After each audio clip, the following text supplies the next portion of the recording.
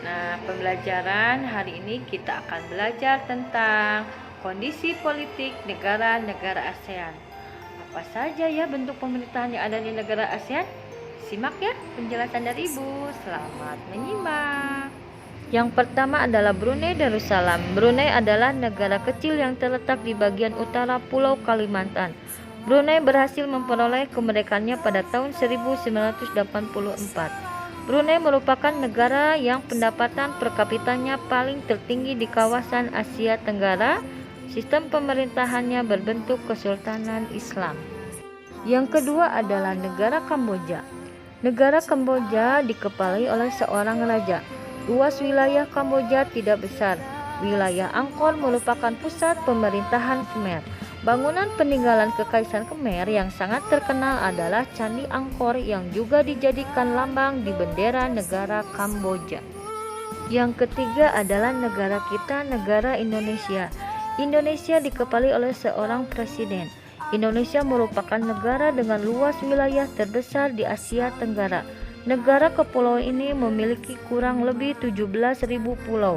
Fakta geografis ini membuat warga Indonesia terdiri atas berbagai suku, agama, dan budaya. Pancasila merupakan dasar negara yang ditetapkan oleh para pendiri bangsa Indonesia. Nilai-nilai yang terkandung dalam Pancasila diambil dari tradisi serta nilai-nilai bangsa. Yang keempat adalah negara Laos. Negara Laos dikepalai oleh seorang presiden. Nenek moyang penduduk Laos berasal dari Cina Selatan. Pada tahun 1353 penduduk Laos dipimpin oleh Phangon yang menyebut wilayah yang dipimpinnya sebagai kerajaan sejuta gajah.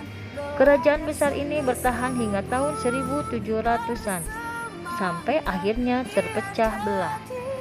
Yang kelima adalah Malaysia. Malaysia berbentuk pemerintahannya adalah dikepalai oleh seorang sultan.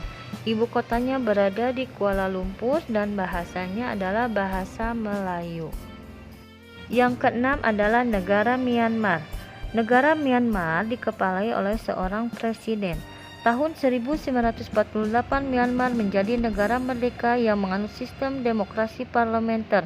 Perdana Menteri pertama bernama UNU. Tahun 1958, pihak militer yang dipimpin oleh Jenderal U Ne Win menjatuhkan UNU. Mereka mengambil alih kekuasaan negara. Sejak saat itu, Myanmar menganut sistem satu partai politik dan meninggalkan sistem demokrasi parlementer. Yang ketujuh adalah Filipina. Filipina berbentuk kepala negara seorang presiden. Nama Filipina berasal dari Philip II, Raja Spanyol di abad 16 saat Filipina dikuasai Spanyol. Yang kedelapan adalah negara Singapura. Negara Singapura dikepalai oleh seorang presiden. Singapura adalah wilayah terkecil di wilayah Asia Tenggara dengan jumlah penduduk paling sedikit.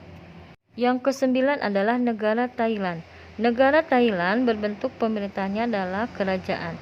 Thailand adalah satu-satunya negara di Asia Tenggara yang tidak pernah dijajah. Dahulu dikenal sebagai Siam. Thailand sendiri memiliki arti tanah kebebasan. Yang terakhir adalah Vietnam. Vietnam bentuk pemerintahannya adalah dipimpin oleh seorang presiden. Vietnam merupakan sebuah negara sosialis yang dipimpin oleh Partai Komunis Vietnam. Presiden merupakan kepala negara yang sekaligus menjadi pemimpin militer. Perdana Menteri dipilih untuk menjalankan pemerintahan. Terima kasih anak-anak. Sekian penjelasan dari Ibu ya. Semoga bermanfaat.